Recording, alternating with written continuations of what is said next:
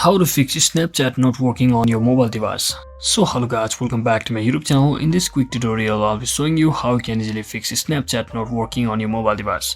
So if you're also facing such issue where your Snapchat is simply not being able to open the camera itself or simply not working in general, so first just head over to your settings on your device and simply scroll down and click on this apps section over here and just locate your Snapchat application, or you can also simply search in for Snapchat application just like this.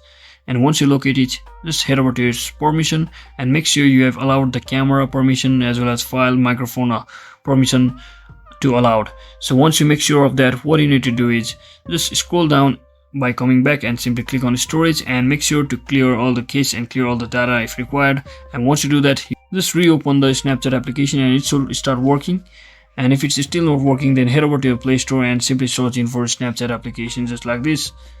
And make sure you have updated your Snapchat application to its latest version to ensure that there are no bugs or errors left on your application.